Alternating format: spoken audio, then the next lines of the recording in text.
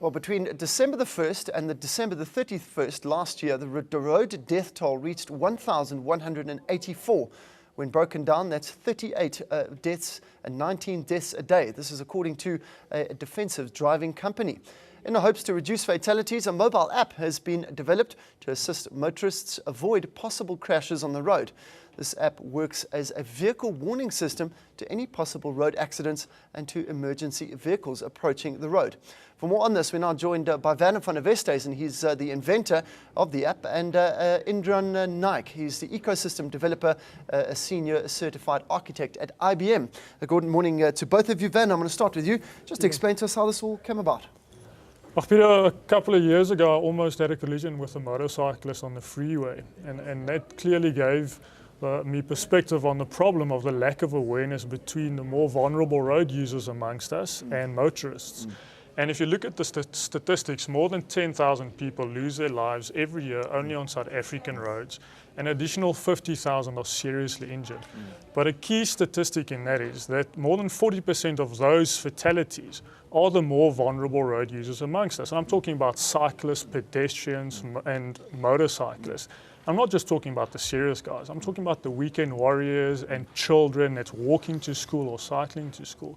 And this app is designed to improve their awareness on the roads, to make motorists aware of these more vulnerable road users amongst us. Okay, so how does it actually work? I mean, like in terms of, I download the app, is it called Road Buddy app? Yes. Ingren, explain to me how it actually works. Like, what will I see on that app?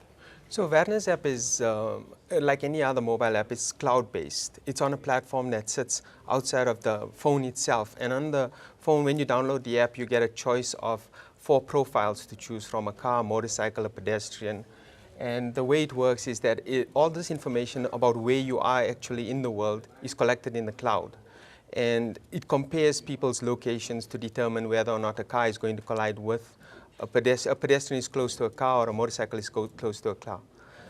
For us, cloud is the new platform, enabling platform for Africa. Cloud is to IT what mobile phones were to telecommunications in Africa. We feel that African innovators now, like Werner, can do things that they wouldn't normally have been able to do a few years ago. So we see lots of African innovation happening around this whole cloud platform.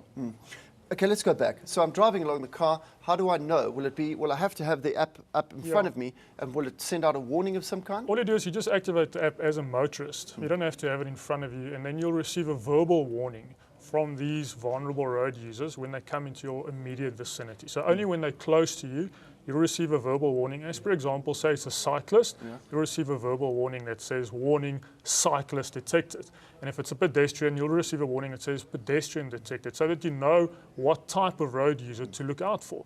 And in that way, you avoid an accident. Technically, how do you do that? Well, everyone has GPS on their phones now, so it knows your location within a few feet of where you are.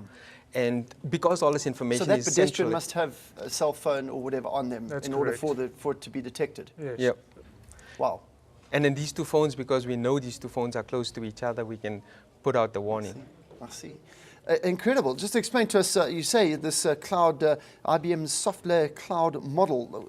Just explain to us what that is and why it's so important.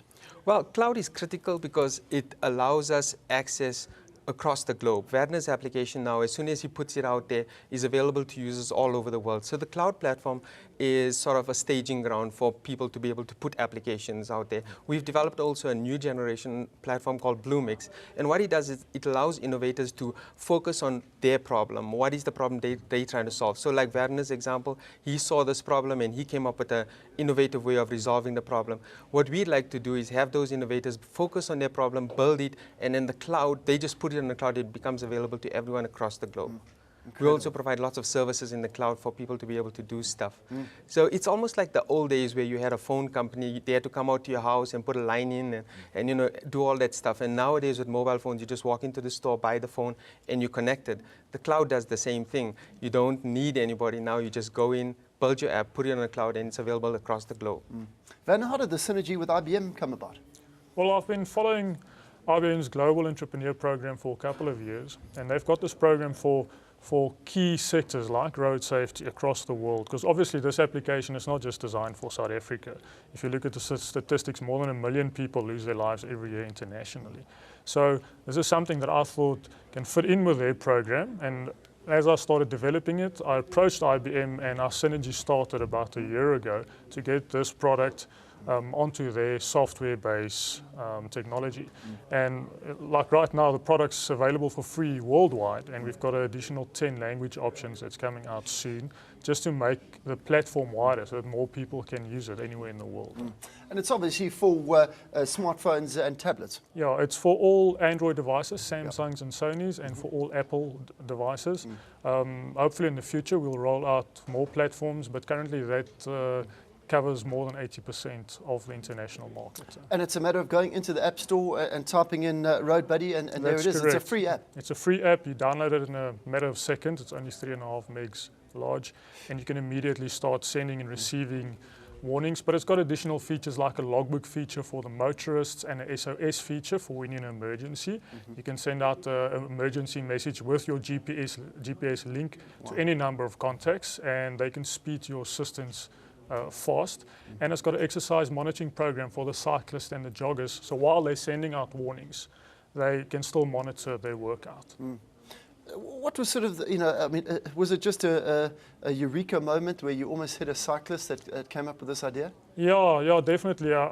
As I changed lanes, I almost collided with this motorcyclist, and I decided right then, my father was with me in the car, and I told him, you know what, I didn't see him coming, and he was going so fast, it would have killed him, and it would have been a terrible day. There must be a way to improve the awareness of these guys. There must be a way to receive a warning when they're approaching. And I started off only for motorcyclists, but as we developed, it just evolved for cyclists, pedestrians, and even emergency service vehicles like ambulances and police vehicles, so that they can warn you when they're approaching from behind, and you can make way faster so that they can reach their destinations quicker. Incredible. Ingren, just to explain to us some of the difficulties with building an app like this.